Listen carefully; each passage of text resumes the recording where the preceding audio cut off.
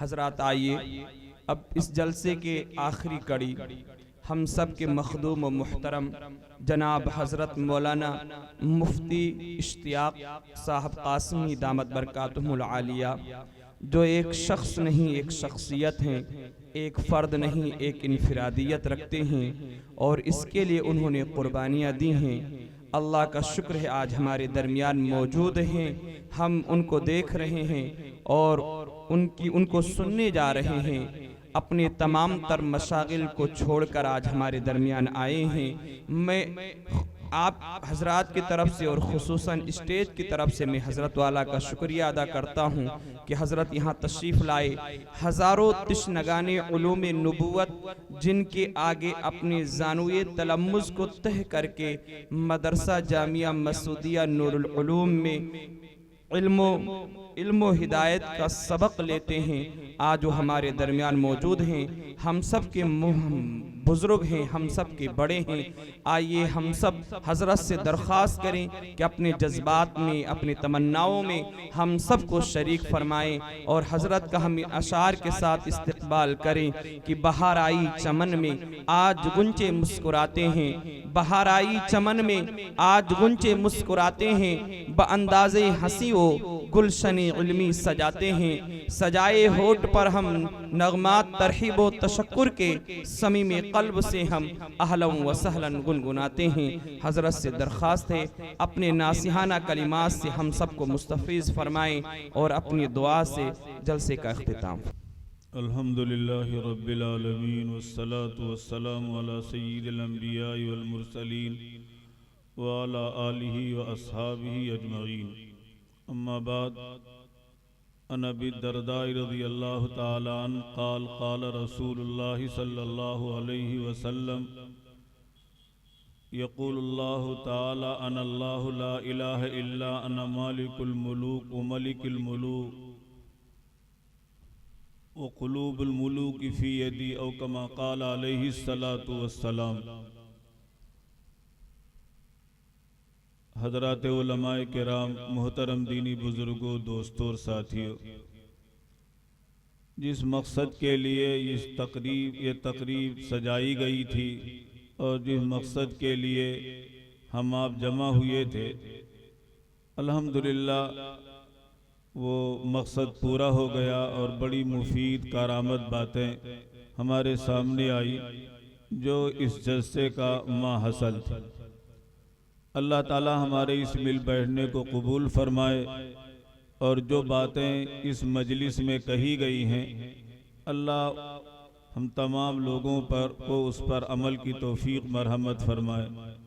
मैंने तो एक रिवायत जो हदीस कुदसी है, अल्लाह ताला के फरमान को आका मदनी सल्लल्लाहु अलैहि वसल्लम ने नकल किया है। हदीस में है, अल्लाह ताला फरमाते हैं अनल्लाहु ला इलाहा इल्ला अना, मैं अल्लाह हूँ, मेरे अलावा कोई माबूद नहीं, मैं बादशाहों का बादशाह हूँ और मैं शहंशाहों का शहंशाह हूँ। तमाम इंसानों के क़ुलूब मेरे हाथ में हैं। मेरा मामला यह है कि जब बंदे मेरी इताअत करते हैं, फरमा बरदारी करते हैं, तो मैं बादशाहों के क़ुलूब को उनके लिए नरम कर देता हूँ। फिर वो उनके साथ नरमी का, मेहरबानी का, शफ़क़त का मामला करते हैं। और जब लोग मेरी नाफरमानी करते हैं तो मैं हुक्मरानों और बादशाहों के दिलों को सख्त कर देता हूँ। फिर वो लोगों पर तरह तरह की जुल्म व ज़्यादती करते हैं। जब ऐसा मौका आए तो तुम हुक्मरानों और बादशाहों पर बद्दुआ ना करो। फला तशगलू अनफुसकुम बिद्दुआए अलल मुलूक, तो बादशाहों को बद्दुआ करके अपने वक्त ज़ाये ना करो, बल्कि वलाकिन इश्गलू अनफुसकुम बित्तज़र्रुई वद्दिक्री। हाँ, ये करो कि अल्लाह को कसरत से याद करो और आहोजारी करो। अगर ऐसा करोगे तो हम तुम्हारी मदद करेंगे, नुसरत करेंगे। हदीस पाक के अंदर जो बयान किया गया है, आज आप देखेंगे चाहे वो हिंदुस्तान हो या दुनिया का कोई खित्ता हो, आज हर जगह हम बुरी तरह से पसपा हो रहे हैं और तरह तरह की जुल्म और ज्यादती का शिकार हो रहे हैं। लोग तज्जिया करते हैं और तज्जिए में कोई कहता है दुनियावी ख्याल से, इंसानी ख्याल से हमारे अंदर ये कमी है, सियासत में हमारा हिस्सा नहीं है। कोई ये कहता है कि हमारे अंदर तालीम नहीं है। कोई ये कहता है कि हम तिजारत में बहुत पीछे हैं। सारी बातें अपनी जगह सही हैं, लेकिन ये इंसान का तखय्युल है, इंसान का अपना ख्याल है। हमारी एक अक्ल है, अल्लाह ताला ने हमें अक्ल जो दी है उसके लिए सोचने का एक दायरा मुतय्यन है। जैसे हमारी आँख है, इस आँख के देखने का एक दायरा मुतय्यन है। आँख उससे ज्यादा नहीं देख सकती है। हम कान से एक दायरे की हद की बातों को सुन सकते, उससे जायद बात नहीं सुन सकते। इसी तरह अल्लाह ताला ने इंसान को जो अक्ल और फहम दिया है उसके लिए एक दायरा है, उस दायरे के अंदर ही वो सोच सकता है, उससे बाहर वो नहीं सोच सकता है। लेकिन जहां पर ये हमारी अक्ल जवाब दे जाती है, वहीं पर हमारी रहनुमाई करती है अल्लाह की वही, अल्लाह का फरमान, और इसी तरीके से रसूलों का फरमान, वो हमारी रहनुमाई करता है। आप अलैहिस्सलातु वस्सलाम ने अल्लाह के फरमान के हवाले से बयान किया है कि दुनिया में अच्छे हालात और बुरे हालात जो आते हैं, इनके पीछे हाकिमों की हुक्मरानी या बादशाहों की बादशाहत का दखल ज्यादा नहीं होता। इसमें दखल जो होता है हमारे अमल का होता है। इसीलिए हदीस पाक के अंदर आया है अमालुकुम उम्मालुकुम, तुम्हारे हाकिम तुम्हारा अमल है। अच्छे रहोगे अच्छे हाकिम हो जाएंगे, और अगर बुरे होगे तो तुम्हारा हाकिम बुरा हो जाएगा। और हदीस पाक के अंदर आया है तमाम इंसानों के कुलूब अल्लाह और रहमान के 2 उंगलियों के बीच में। अल्लाह ताला जिस तरह चाहते हैं युसर्रिफु कैफ़ यशा, अल्लाह ताला जिस तरह चाहते फेर देते हैं। हम आप खुद गौर करें, कभी हमारे दिल के अंदर नरमी पैदा हो जाती है और कभी हमारे दिल के अंदर सख्ती पैदा हो जाती है। तो ये कुलूब का जो इस तरह कैफियत होती है, ये अल्लाह के कब्ज़े कुदरत की वजह से। अब अलैहिस्सलातु वस्सलाम ने फरमाया, अल्लाह ताला फरमाते हैं कि जब बंदा मेरी इताअत करता है, फरमा बरदारी करता है, तो हम हुक्मरानों और बादशाहों के दिलों को नरम कर देते हैं। चाहे वो हमारा हम मजहब हो या दूसरे मजहब से ताल्लुक रखे, लेकिन उसके दिल को नरम कर देंगे, फिर वो तुम्हारे साथ मेहरबानी का मामला करेगा। और जब नाफरमानी करोगे तो फिर हम तुम्हारे जो हुक्मरां हैं और इसी तरह बादशाह, उनके दिलों को सख्त कर देंगे, फिर वो तुम पर तरह तरह की जुल्म और ज्यादती करेंगे। आज हम हालात के पेश नजर तरह तरह का तज्जिया करते हैं, तरह तरह की चीजें बयान करते हैं, लेकिन उसका सही इलाज अल्लाह ताला ने खुद फरमाया है कि इसका इलाज तुम्हारे हाथ में है। अपने अमाल को दुरुस्त कर लो, ये सब दुरुस्त हो जाएंगे। और लाख जतन कर लो, हजार कोशिश कर लो, लेकिन अगर अमल तुम्हारा दुरुस्त नहीं है तो ये अच्छे भी बुरे हो जाएंगे। हम ये चाहते हैं हालात से हालात बदल जाए, हालात से हालात नहीं बदलते हैं, आमाल से हालात बदलते हैं। अच्छा अमल होगा, अच्छे हालात हो जाएंगे। हमारा अमल खराब हो और हम ये चाहें अच्छे हालात हो जाएं, तो ये बस ख्याल है और ये सोच है। ये ख्याल, ये सोच कभी पूरी होने वाली नहीं है। आज हमारे अंदर हर एतबार से कमी है। फराइज के एतबार से देख लें, नमाज के एतबार से, इसी तरीके से ज़कात के एतबार से। रमजान का महीना करीब है, अल्लाह ताला ने तो रमजान का महीना ये हमारे लिए कमाई का सीजन बनाया है। हर तिजारत वाले के लिए सीजन होता है, ऐसे ही नेकों के लिए अल्लाह ने कमाई का सीजन बनाया। लेकिन आप देखेंगे हर साल रोजेदारों में इजाफे के बजाय रोजा खोरों में इजाफा हो रहा। घर पे खाना नहीं पाएंगे, होटल पे आ करके धड़ल्ले से चाय नाश्ता दूसरी चीजें करेंगे।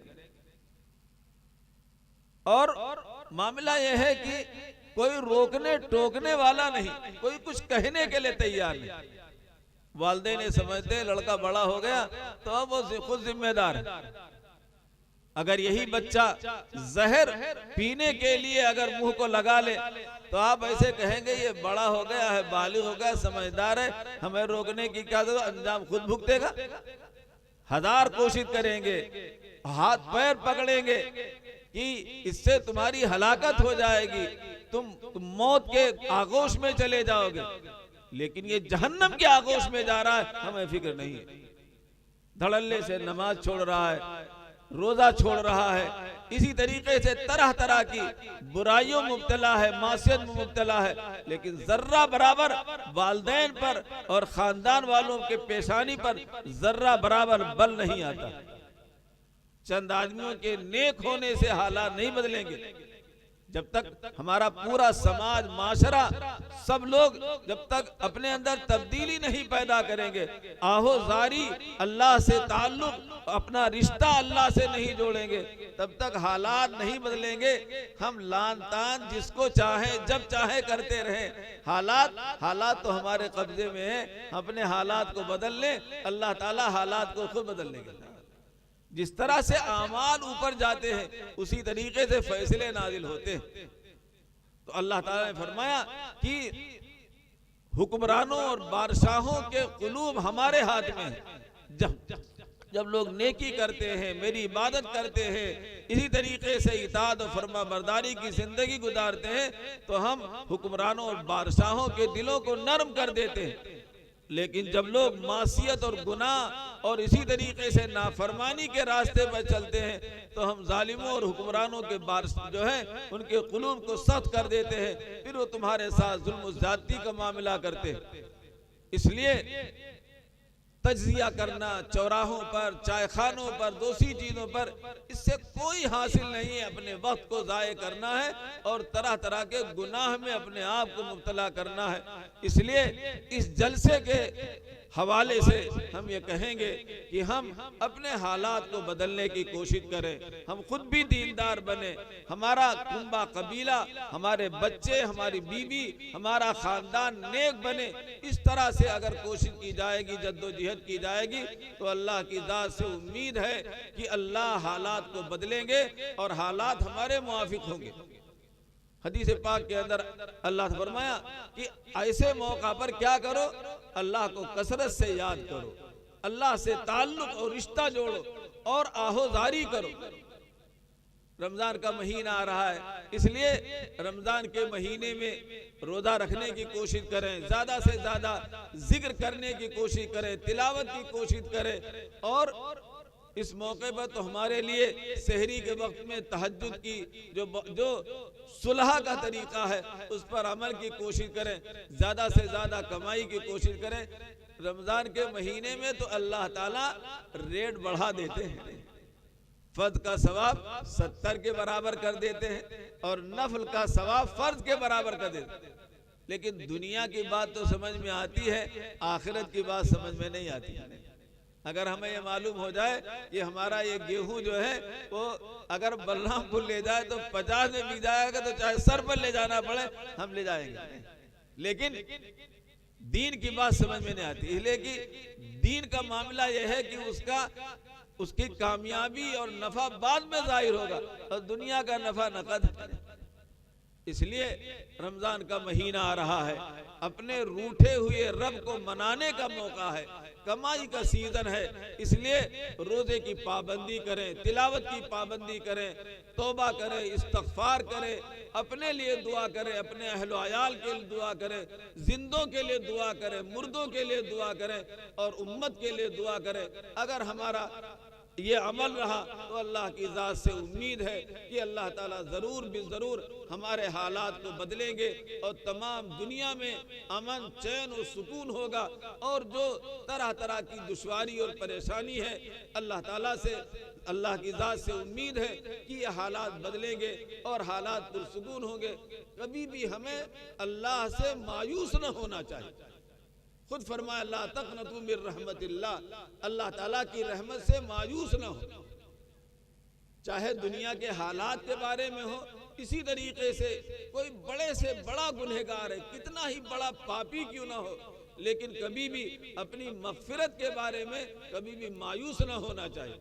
हज्जाज इब्न यूसुफ के बारे में आता है कि जब उसका इंतकाल होने लगा तो चूंकि हज्जाज इब्न यूसुफ बहुत सारे सहाबा को और बहुत सारे नेक लोगों को उसने कत्ल किया था, जब उसके इंतकाल का वक्त करीब आया तो कह रहा था, ऐ अल्लाह, सारी दुनिया वाले कह रहे हैं कि सबकी बख्शिश हो जाएगी लेकिन हज्जाज इब्न यूसुफ की बख्शिश नहीं होगी, लेकिन ऐ अल्लाह, मुझे आपकी ज़ात से उम्मीद है कि आप मुझे ज़रूर बख्श देंगे। इसलिए छोटा गुनाह है, बड़ा गुनाह है, कोई भी हो, अल्लाह ताला से हमेशा उम्मीद रखें और तौबा करते रहे। अल्लाह ज़रूर भी ज़रूर हमारे गुनाहों को माफ़ फरमाएंगे। और इसी तरीके से जो हालात हैं, ये हालात एक न एक दिन बदलेंगे, इसलिए हमें मायूस होने की ज़रूरत नहीं है। बस ये है कि सही और सच्चा वाला रिश्ता अल्लाह से हमारा जुड़ जाए, और वो रिश्ता जुड़ेगा नमाजों की पाबंदी से, तिलावत कुरान से, जिक्र से और तौबा और इस्तग़फ़ार से। जैसा कि अभी क़ारी साहब ने बयान किया, इस्तग़फ़ार ये ऐसी चीज़ है, इस्तग़फ़ार ये गुनाहों के लिए जो है वो तिर्याक है। जैसे जहर के लिए तिर्याक होता है, ऐसे गुनाहों के लिए इस्तग़फ़ार ये तिर्याक है। उठते बैठते चलते फिरते अगर आप इस्तग़फ़ार करते रहेंगे तो अल्लाह ताला हालात भी बदलेंगे और अल्लाह हमारे गुनाहों को भी माफ़ फरमा देंगे। इसलिए हमें जो कमाई का सीज़न आ रहा है, इसमें ज़्यादा से ज़्यादा इबादत करने की कोशिश करें और नमाज की 100% हम पाबंदी करें, और इसी तरीके से औरतें और बच्चे सबको पाबंद बनाने की कोशिश करें। इस सिलसिले में हमारी जो कोताही है, उन कोताहियों से बाज रह करके हमें अमली जद्दोजहद करने की ज़रूरत है। अल्लाह ताला से दुआ फरमाए, अल्लाह ताला हमें भी और आप सबको अमल की तौफीक मरहमत फरमाए।